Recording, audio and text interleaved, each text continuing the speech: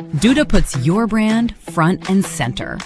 With Duda's extensive white label capabilities, you can make the entire editor your own. Use your own logo, your own domain, your own email address, add even your own color palette. With Duda, your clients are your own.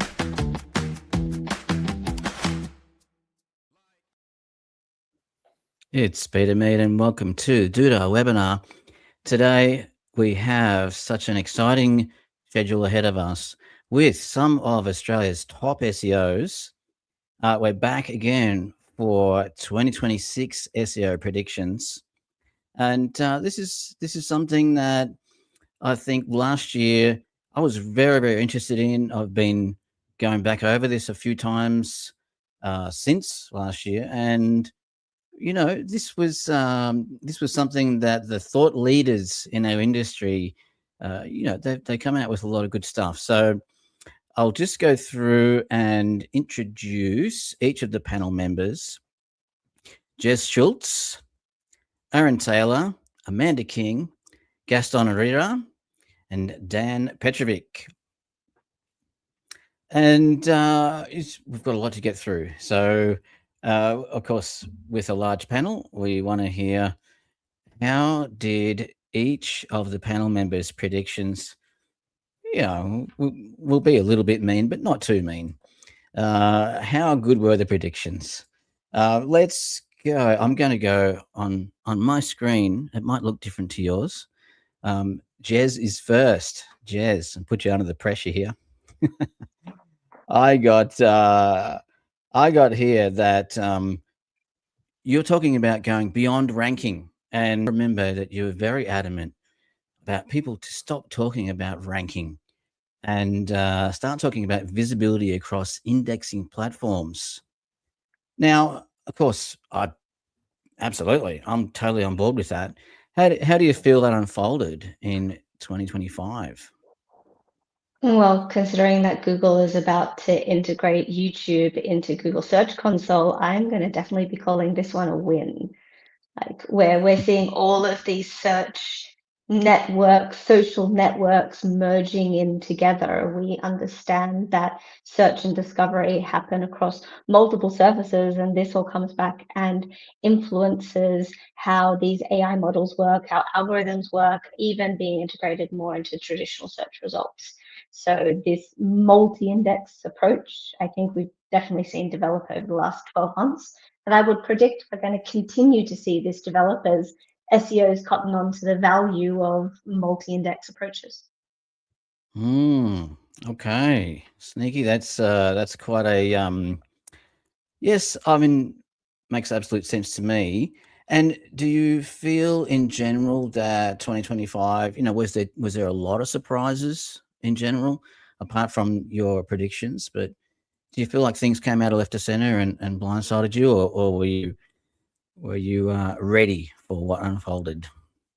I don't feel like I got blindsided by much that happened in 2025.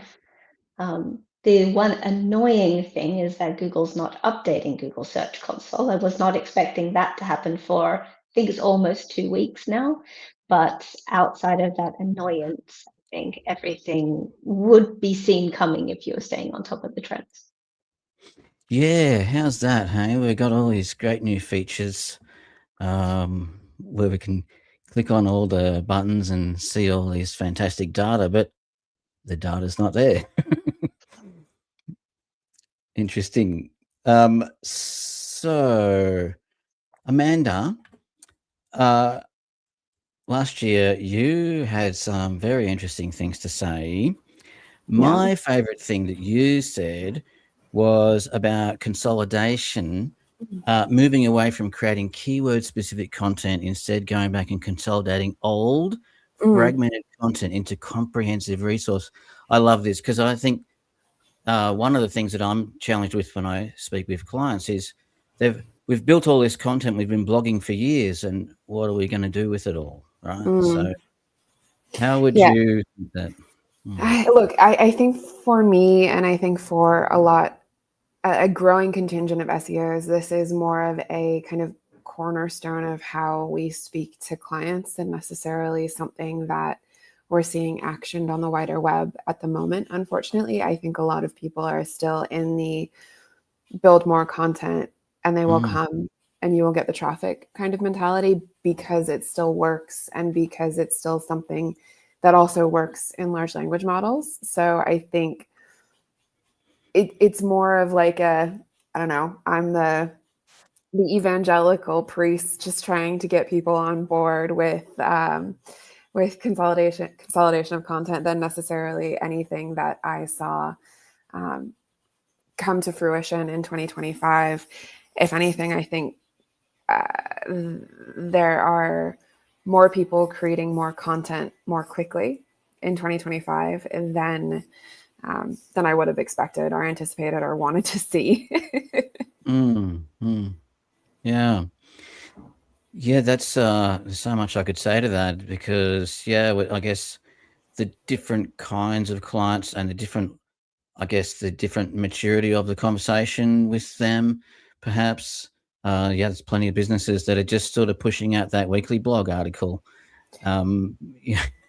Yeah, and it's also at an internet-wide scale. It is very difficult to measure content production, so it's not something that we can really have a tangible metric for outside of our own experiences with our clients. And mind you, I have fantastic clients that are on board with consolidation, but that's because I choose my clients and like pre-screen them. So it's a bit of a balance, but I feel like the general sentiment is still not 100% on board with the concept of less is more, really, for websites. Anything that came out of left of center surprised you? Not left of center necessarily, but I had hoped in my heart of hearts that AI would not still be the shiny new object, because it's been 3 years. And I think it's something that we need to, integrate and address. And as Jes and others have said, it is another channel. It is not the end all and be all. And we're still in kind of shiny object syndrome land with AI.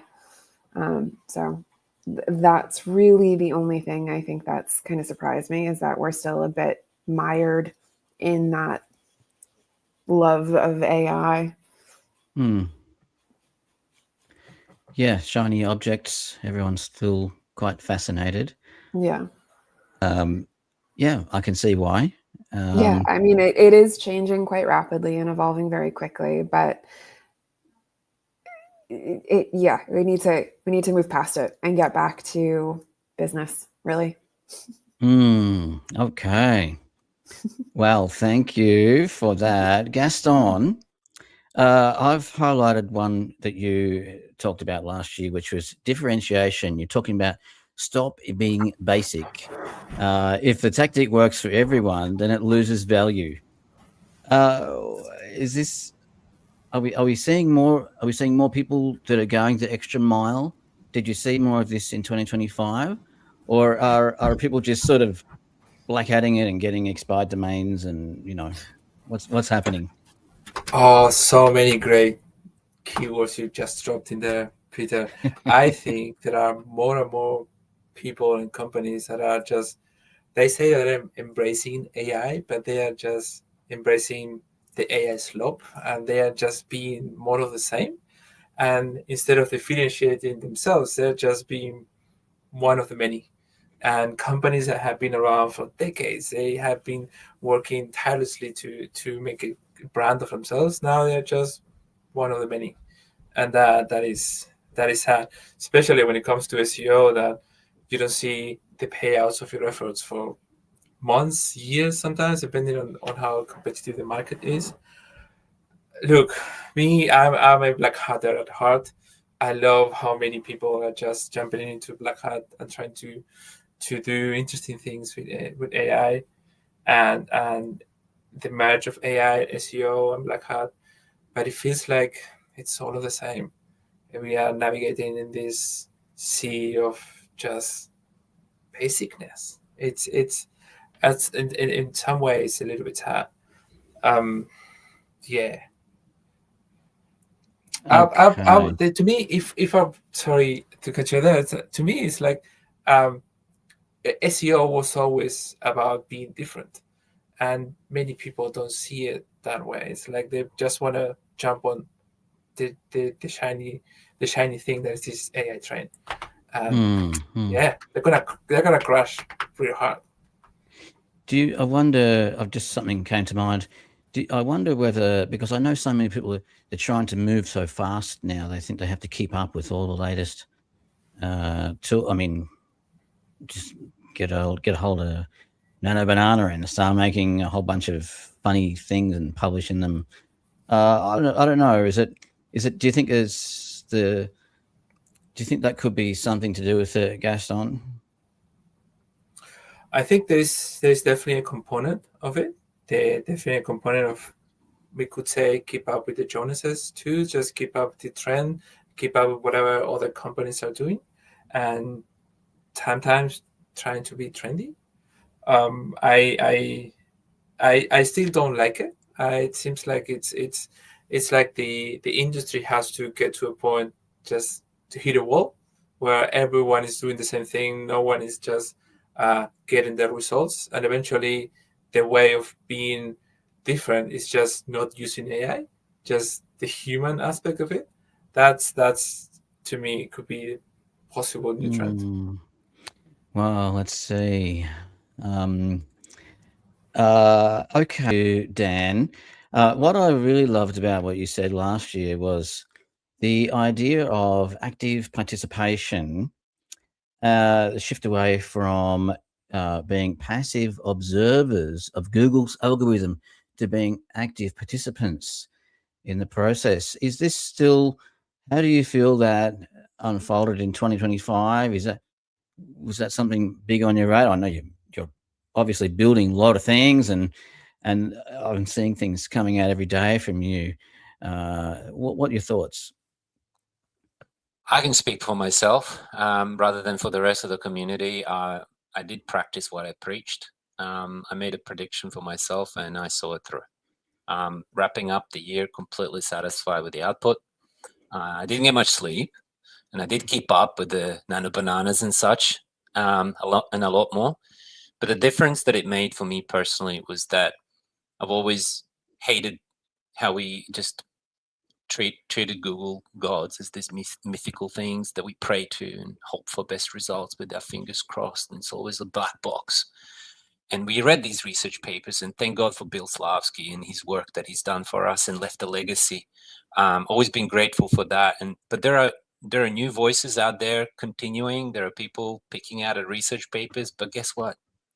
We read the research paper now, and then we go implement it. We take that next step. We test things. We test the algorithms.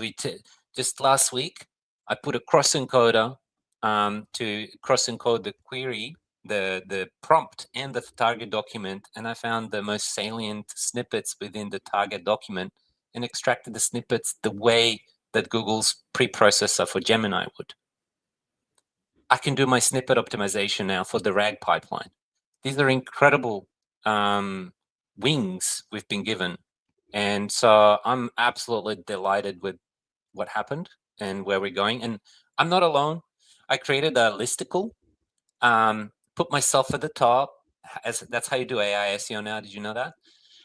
So I did that. Just to, I don't know, I was being funny and I was embarrassed, and I admitted to everyone that I did that. But I ended up putting a real list of people that did amazing things on that, and I maintain that list now. I call it my little Michelin. Amanda's just saying, did I publish it on LinkedIn Pulse too?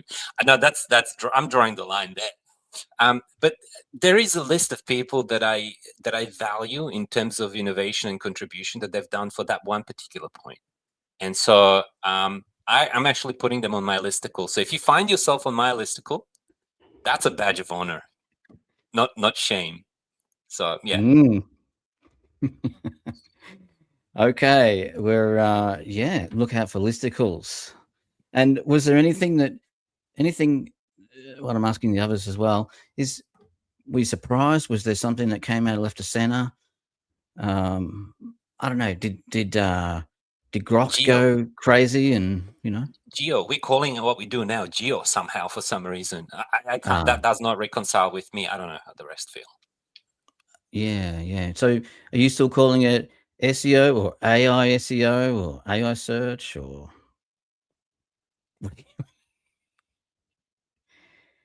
Well, I was always, since I'm still unmuted, I always called it SEO, and SEO, the AI element is what SEO now does as well. Like we do mobile and all the other things. So that's just like a new thing that we do. Like we kept adding. So at best, like we could call it, like AI SEO, but I don't think we need any more acronyms. But acronyms did happen and they're real now. Even Gemini knows them now, which I'm pretty upset about it. Love to hear what the rest thinks. I was going to say, we're marketers with a focus on digital, like to take it back even further. Yeah, I totally agree with that. I think that where we started doing SEO was to help businesses to succeed online. And I think that the underlying purpose is still the same. So call it what you like.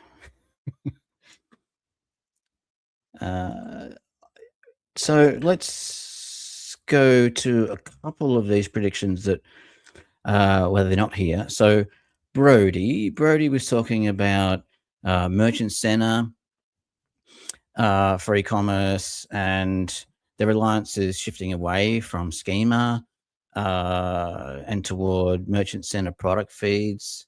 I mean, so much that you can say about, let's say, e-commerce now, especially the inclusion of e-commerce within the LLMs, providing those kind of results. Does one of you want to comment about that quickly?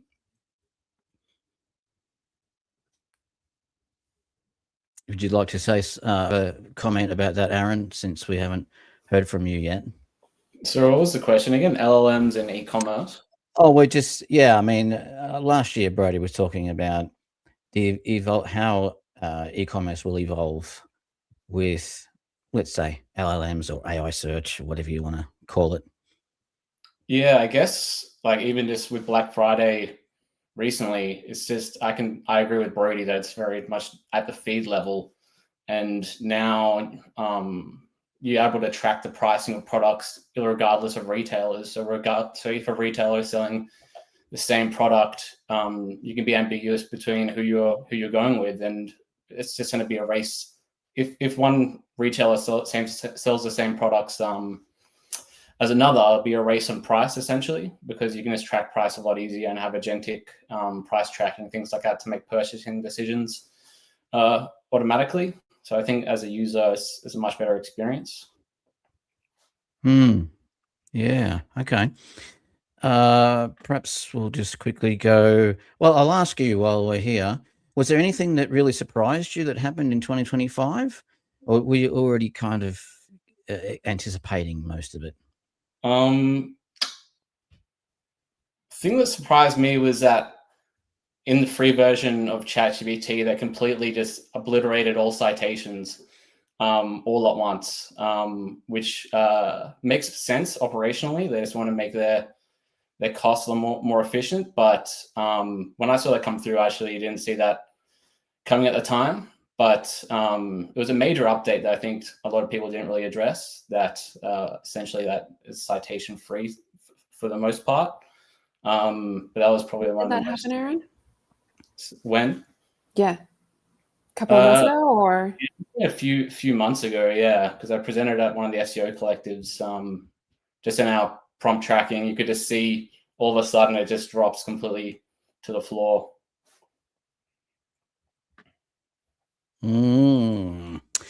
Yes. Well, yes, I guess we should be prepared for just about anything to happen when a big tech company decides to update their database, their learning set, their LLMs. They decide to change the way it functions.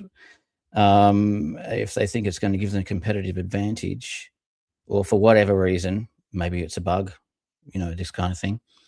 I'm interested also in what James said. He's not here, obviously, but James Norquay, which, and of course, everyone should be aware that the SEO conference will be on next year. So look that up. If you're an SEO, it's a fantastic thing. So James was talking about digital PR and link quality.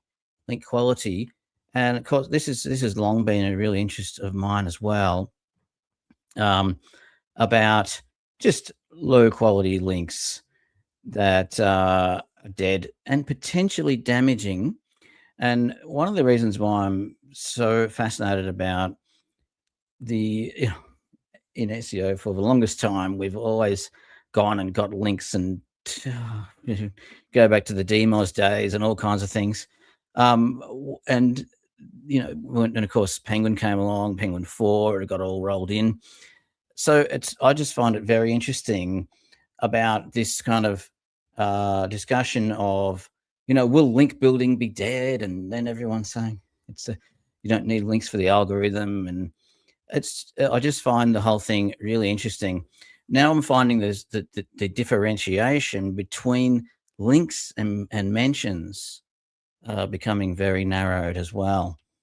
So I think that's really interesting. One of the things that I was very, I think in the last year we had this webinar, and I asked the question, will Google just become an AI prompt? And I think it was fair to see that was probably going to happen. I'm not sure that we're really just there just yet, but I would be interested to know, will that happen in 2026? Will it get to a point where the AI mode is the default, and then you'll have to sort of go out of your way to get back to the old, the traditional results? So that's something I'd be interested in. I personally think it comes down to cost, because AI queries are still really expensive for Google to do, as far as I'm aware, in terms of the multiplicity to a traditional search. And Dan, you can speak to this a bit more, because we were chatting about it this time last year. But in terms of like Movera and some of the other papers and technologies that Google has been researching and building, I think to a certain extent, it depends on when and how those more kind of compressive technologies get integrated into the algorithm, and how long it takes to happen. So our patent divers may find that information out first. But I mean, that's my perspective on it. I know Jes and Dan probably have a bit more direct experience with the AI expansion side of things. Is perhaps while you're going, Amanda, what would you say is your 2026 prediction, your first prediction for the year ahead? I mean, I'm still hoping for Google to get really aggressive on AI content. I'm still hoping for that Panda like V20 event. But that's a hope. I do think that sometime this year we will see more widespread AI mode for more queries, because Google is able to integrate some of those technologies and some of those methodologies. But I mean, honestly, my predictions for 2026 are quite nebulous, because I feel like it's going to be a lot of the same, honestly. Do you think we might see SEO agencies offering LLM cleanup services? A little bit like we saw with Penguin, where they had backlink removal services, In Australia, maybe not. In the States and more mature markets, potentially. I think it depends on, there are definitely some companies that went really hard in on that. Like I saw even in the meta-analysis on content that I did to look at content consolidation, there were some websites that I could tell integrated a lot of programmatic AI content and then rolled it back. So I think there would definitely be some websites that have done that and would be interested in rolling that back. But how widespread, I don't know if it would be enough to be offered as a service yet. Mm-hmm. All right, I'm going around anti-clockwise on my screen. I'll go to you, Aaron. What would your first prediction be? What's the crystal ball got for you for 2026? Yeah, I would say that what Sundar Pichai said is that as they get more usage data in AI mode, they're going to slowly integrate more of its features that are successful into traditional search mode. So where those features, I assume they'll be more generative. I wouldn't think it would take any more real estate than what AI overviews is already taking in the top of the fold of the SERP. But what it looks like, I'm not sure exactly. But in our analysis at the moment, just toggling around the sources that are coming from just branded prompts around some of our more enterprise clients, only around 17 or 18% of the sources that are being cited are actually from the client's own website or any of their owned assets. So I would say that the prevalence of off-page becoming more important in influencing, and kind of goes to Jess's point around different indexation sources like YouTube and things like that, or whether it's Reddit or wherever it is, where the citations being sourced is quite ambivalent to where it's pulling from. It doesn't have to come from the owned asset. It's just pulling information about the brand from the web. So being present, optimizing all of those places all at once is basically the best way forward. How that practically works out, I think the industry has to kind of work out as it's maturing. But I think it's more looking at like the website, the web's picture of a brand holistically, rather than just looking as siloed on the owned assets they have, like their own website, essentially. The return of online reputation management, maybe. Yeah. All right, thanks, Aaron. Jes, what would you say to people for 2026? What should we be prepared for? I'll build on what Aaron was saying, but specifically drawing it to how we will actualize this as SEOs. I think it's going to be less that we look at this concept of domain authority or old measures of it, which some people still look at, which blows my mind because domain authority is just a made up metric by Moz. But I think we will start to measure entity drift. So this is how we position ourselves, our brand, our core value propositions, our target audiences, versus this is how LLMs parrot back that entity understanding, and measuring the difference between those two things. I think the SEO tooling is definitely going to develop much stronger understanding of brand and entity measurements, hopefully at the expense of keywords and keyword ranking measurements. We'll see if that peters that down or it's just entities added on top. But I think a lot of brands will actually invest in cleaning up their entity and that brand reputation management that Amanda mentioned, because it's going to be so important as we're going to understand that share of voice is a critical factor to brand growth, and something that as the SEO community, I think we've looked over a lot in favor of ranking a keyword at the top of traditional search results for way too long. Yes, a lot that I could go down on that one with the rankings. I just think that perhaps a lot of people in, let's say, our industry use the word ranking rather loosely. Yes, and I think we need to stop, because people who aren't in the industry or youngins in the industry don't really understand that, what that term means, what it used to mean, how it could be interpreted now. I think unlike the whole GEO, AEO, LLM, OWT, FEO debate that's going on right now, it is SEO. We do need to fix some of our vernacular, and some of our vernacular, the first one I would cull and start giving penalties if it's ever mentioned, is the word ranking. I think we really need to start looking at visibility or some other word that encompasses that you're present on the page, the brand is present on the page in whatever form that brand is coming in. That's actually what's important. Share of voice is what's important, not rankings.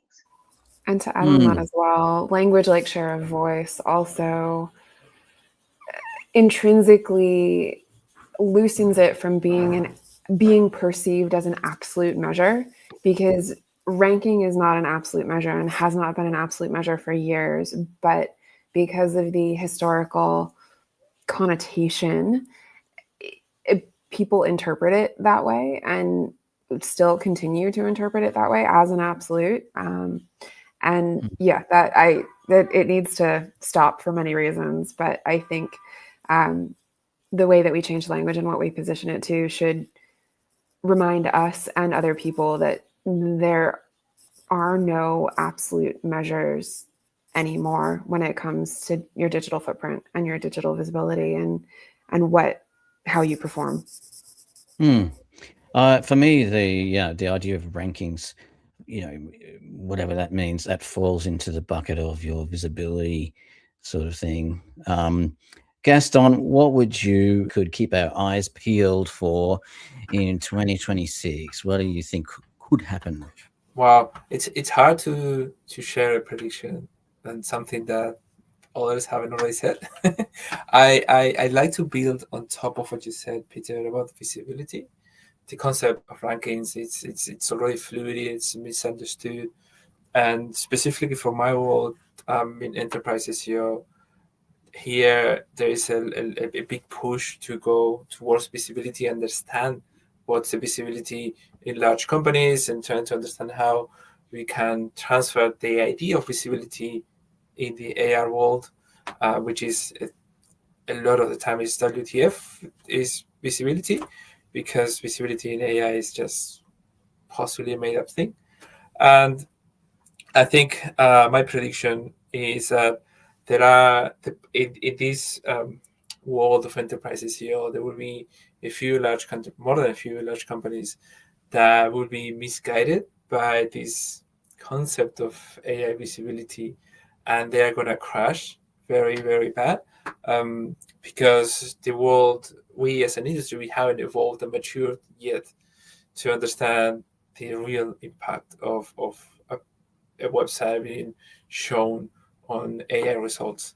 I think we are going through a curve where possibly, this is my possibly controversial prediction, I think we are going through a curve where possibly, just because it's the middle of the year, by June, July, it's gonna peak, and then Google and all the other LLMs will go with a algo update for LLMs and clean the heck out of all the shitty content, and only a few will survive.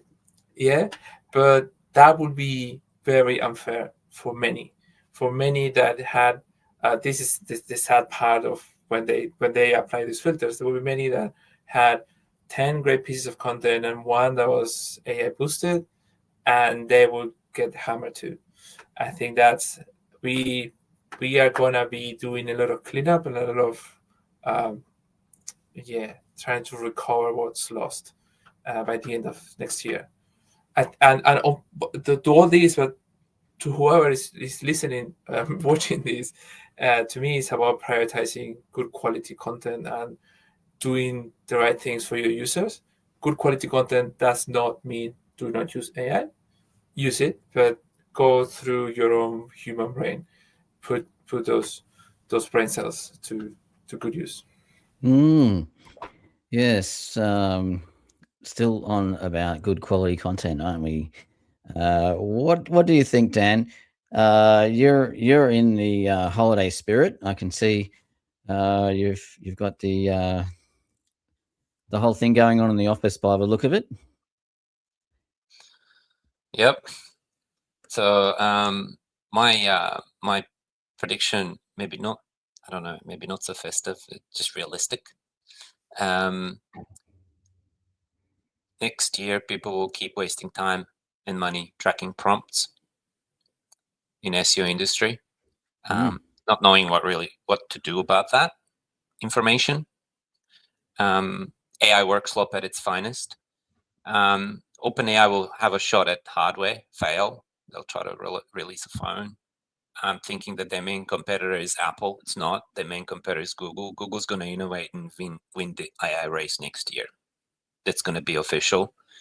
OpenAI will slowly just drift away towards bankruptcy once the AI bubble bursts and investors stop feeding money into it. China will come out as the good guy of the open source and AI. They'll start shipping quantum computers at a complete no-mode strategy, which is the current Silicon Valley strategy. We need a moat. No, you don't.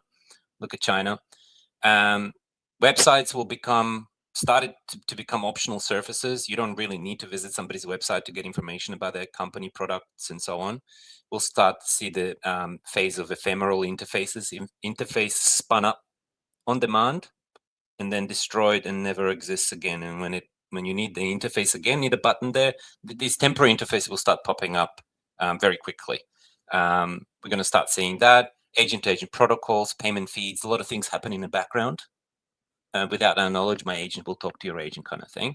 And out of nowhere, some small lab will come out of somewhere, not China or Silicon Valley, and they'll come up with a new architecture to completely replace transformers. Combine that with the quantum revolution, we're going to see something pretty exciting happen. Maybe not next year, give it 2 years from now.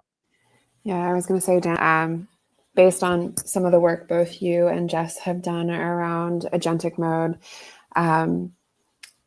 the majority of websites are not prepared for agents to come to websites and actually be able to disseminate and do the things. What was it? Just 17% of agents actually are able to complete the action on a website that they were charged with. So I think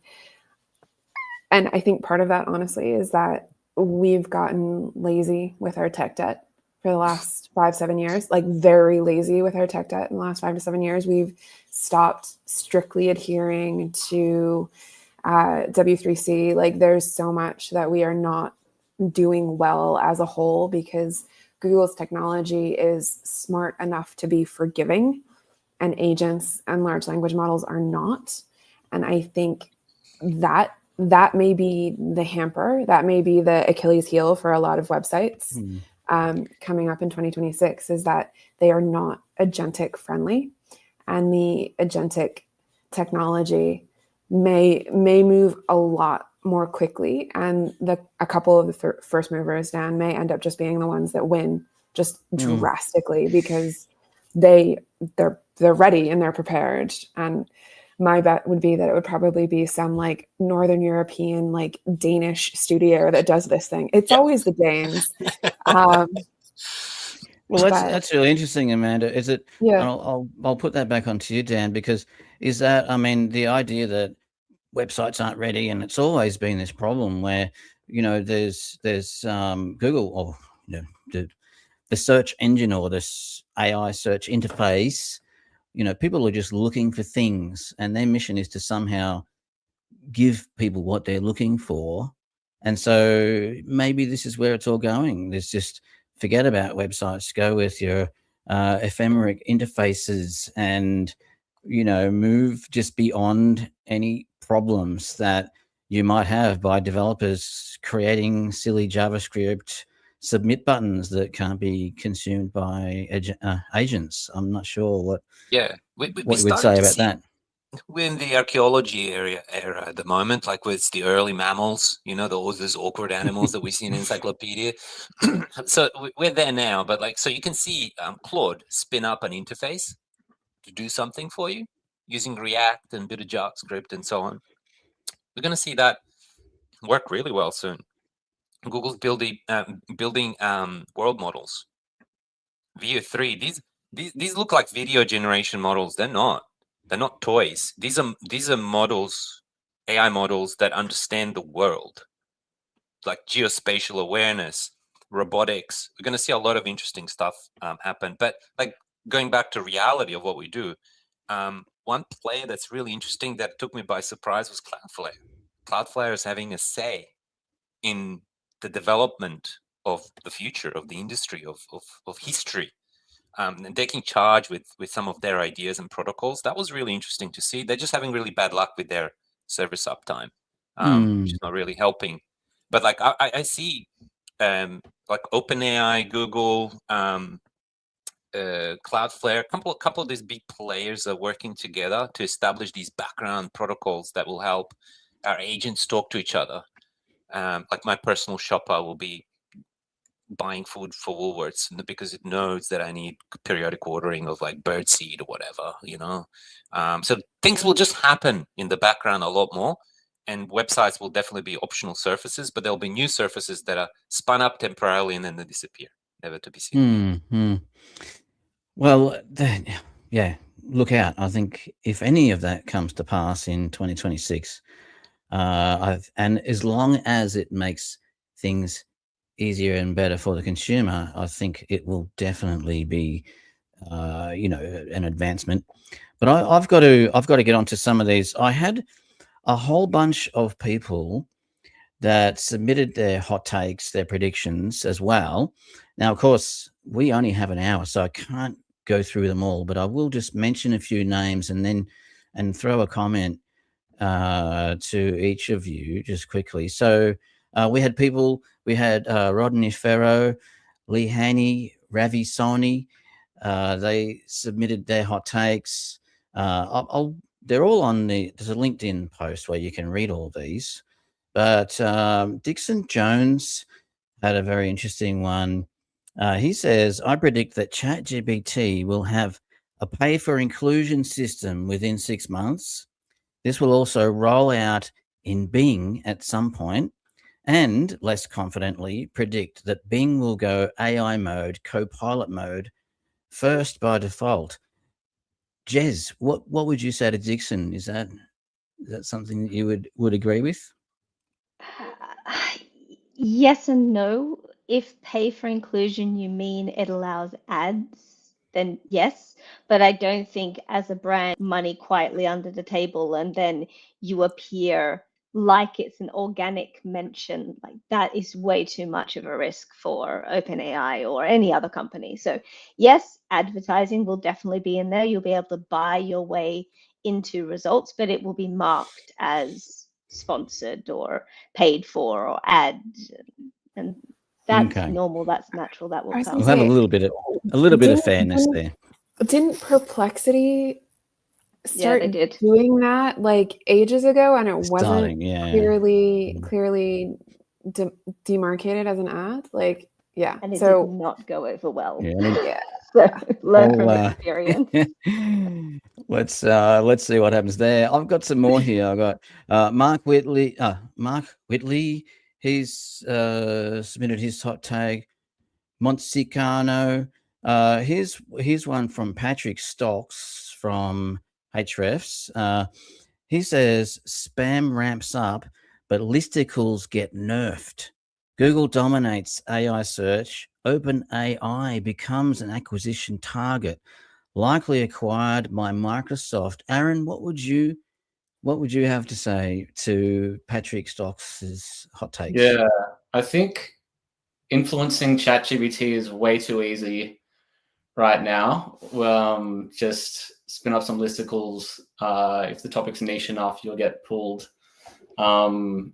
And OpenAI doesn't really have as many checks and balances as some of the more developed models in terms of what they're citing or what's the relevance of the site. What's the credibility? Is there any like EEAT signals from it? So I think OpenAI will need to become more sophisticated in the kind of information they're citing from, and they'll probably have to address how easy it is to just get listicles featured in.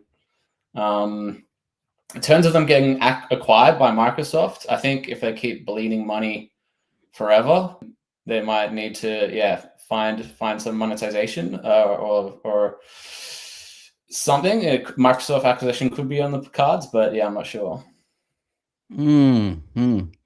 Yeah, let's see. Look, I've got some more people here. Jay Sanderson, he says RAG as a service. Sue Elson says, to drop the shiny object syndrome. So here we have from Despina Gavonis from Hrefs. Google is still a hybrid search engine, but it may go fully semantic, especially if it starts using block rank /ICR as a semantic process for ranking. Are you familiar with Despina, Amanda? What would you say about something? No,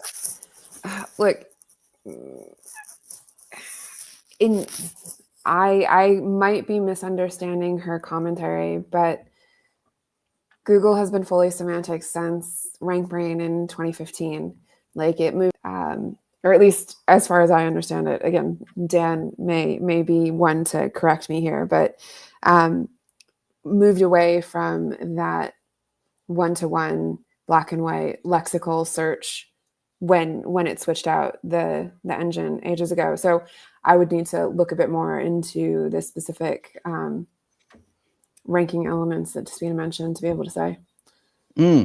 Yeah. I'll just keep going through because I got some more to read out here. Andrew Glintzos, he's saying be everywhere that's relevant to you. I've had to abbreviate these, so we just don't have time to read them all out. Tharindo Ganawada, he's saying agentic e-commerce is about to reshape the search landscape. Here's one from Ann Smarty. Instant checkout everywhere. ChatGPT and Gemini. We will soon see people getting more comfortable with buying from answers. What would you say to that one, Gaston? Oh, that is a really interesting take. I keep on thinking about the idea of how long it takes for the audience to pick up on all the new trends and the new changes on these products. I think that will happen. The ChatGPT and Gemini ordering things. I agree with Dan that there will be more agents talking to each other and getting things done for us. That's the value that I see this AI and agentic world provide. I don't think it will be super instant just yet. There will be tryouts. Credit card companies and banks would love this to happen because they will start charging a very small percentage of large volumes of instant checkouts that they will be making back, obviously. So yeah, I think eventually we will get there. I will put that in 3 to 5 years. So. Well, I guess we'll find out, won't we? We have some more here. Dee Houlihan, she's really interested in AI recruitment systems. JP Tucker, he agrees with you, Jes, about platform diversity. Here's one from Bilal Qureshi. He's an SEO based in Dubai. Less attention to specific keywords and key phrases and an increased focus on intention optimization. In other words, making the intention of your pages crystal clear to LLMs. Now, of course, this sort of intention optimization, are we going to start a new acronym? It's going to be SIO or something. But what do you think, Dan? But I mean, yeah, what's your thoughts about the Bilal's hot take right there?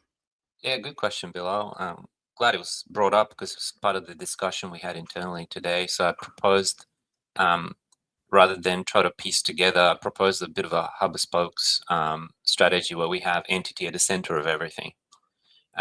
So what is it globally that our client is trying to be visible for? What are the 3 things or 10 things or 20 things? From that primary entity that they want to be visible for, we stem out with a variety of different things that run in parallel, all in tandem together. So one is the synthetic queries that you can predict using LLMs. The other one is a form of synthetic query called fan-out queries.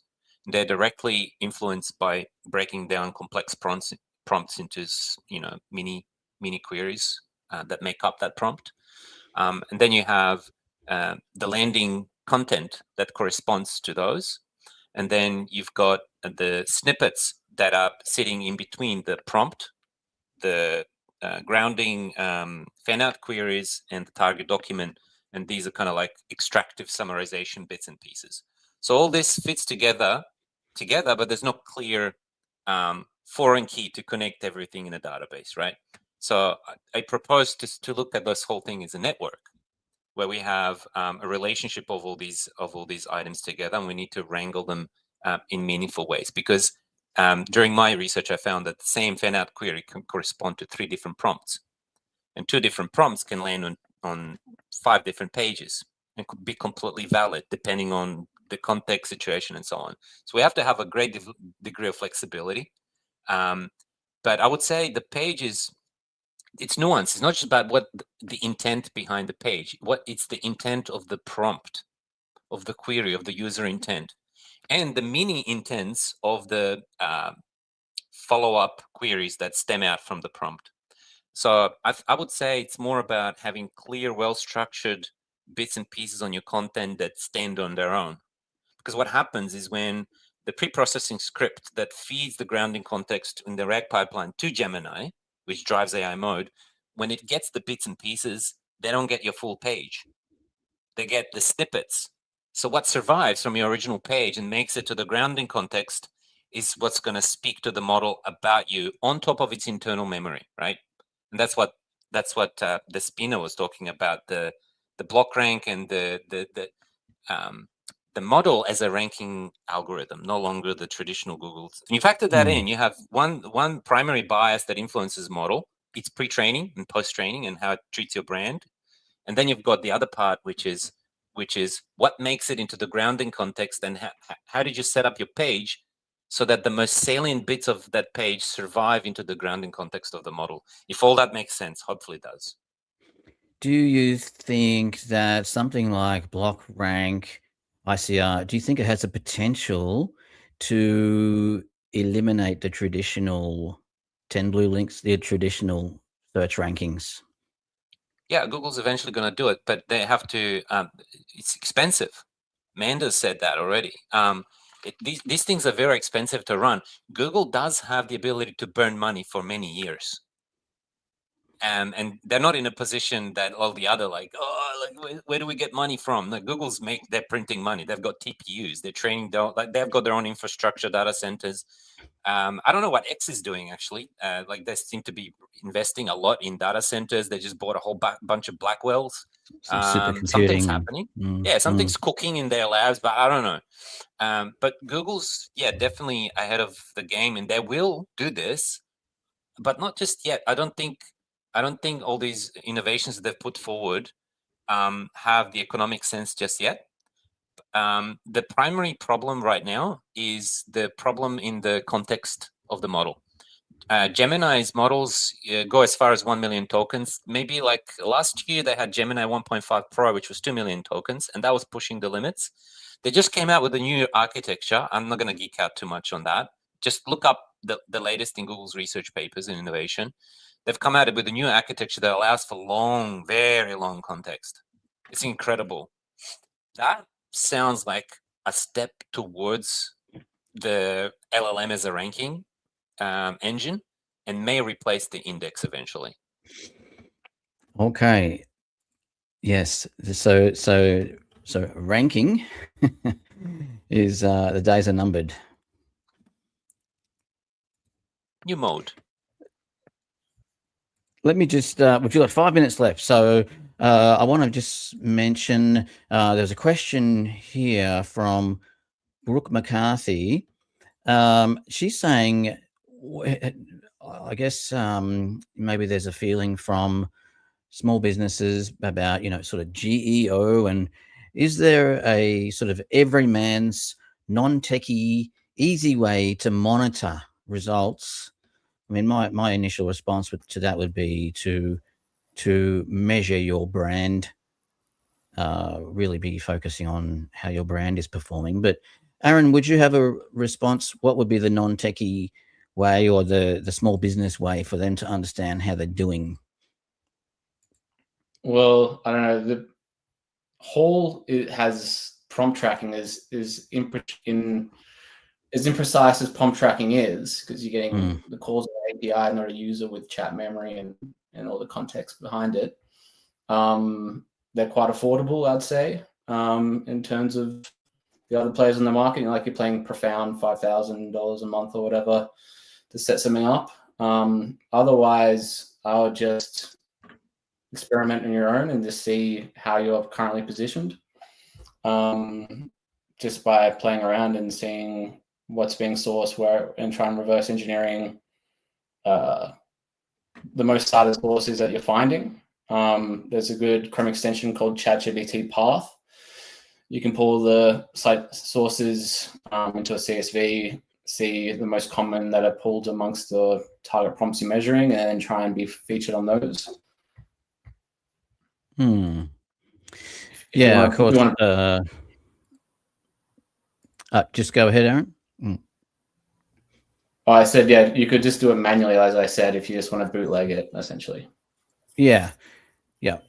My take on that is that it does require a bit of a paradigm shift for businesses that are becoming mature and understanding that, the old ways are numbered, that there is a little bit of a paradigm shift about how you measure the success. And in some ways, it's going back to the old days of how do you measure marketing success in general. I want to ask you something, Gaston. So Nestor Vasquez, he asks, can you share one trick to increase visibility on local results from AI results like GTP or Gemini? What would you say for local results? What would I say with one hand in my heart is that I don't know how to. I don't know how to do that. I don't know, because I don't spend enough time working with local results. I would be surprised though if you're not already ranking well in local and appearing on the AI results, possibly you will not rank well in AI results. I am a firm believer that same as what Dan shared a few weeks ago in the SEO collective here in Melbourne, that AI results, whichever LLM is picking up the results, they need to do a grounding query, and that they will end up using a search engine, right? If the AI doesn't know what to show, they will ground it, and then you have to pick up the traditional SEO. So I would say quite basic. Although that I was saying that we have to stop being basic, but my recommendation is try to do well in the regular local SEO strategy. Yeah, that's. I think that's a good response. One more question, Jes.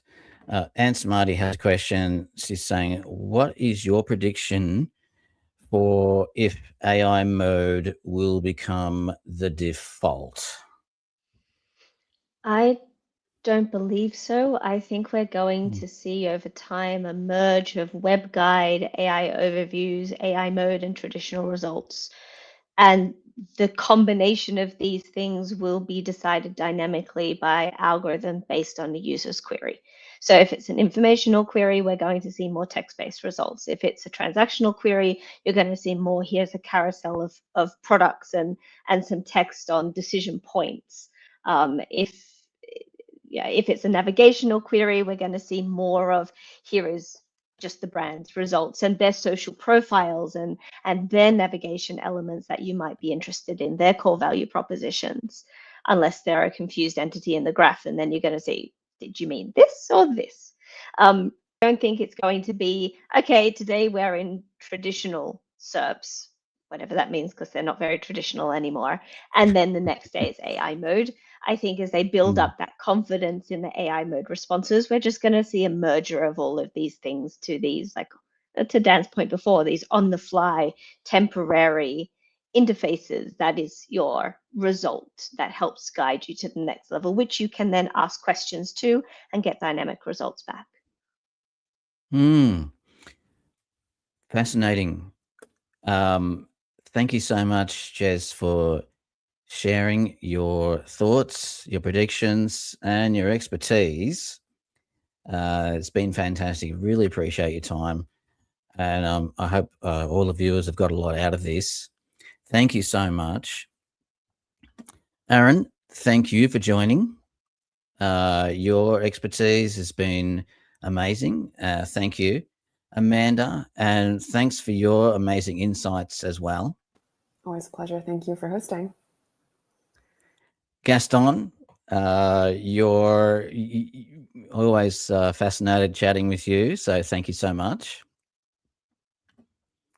And Dan, thanks so much for those very deep AI insights that you continue to deliver for us.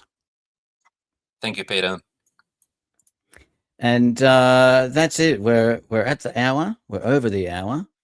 I could go for a lot longer, but we certainly have to stop somewhere. So we'll call it here. And thank you all so much for tuning in. And please put comments, questions. I'll continue to do my best to keep answering and to keep the conversation going. So thanks so much, everyone, and we'll see you later next time. Thank you. Duda puts your brand front and center. With Duda's extensive white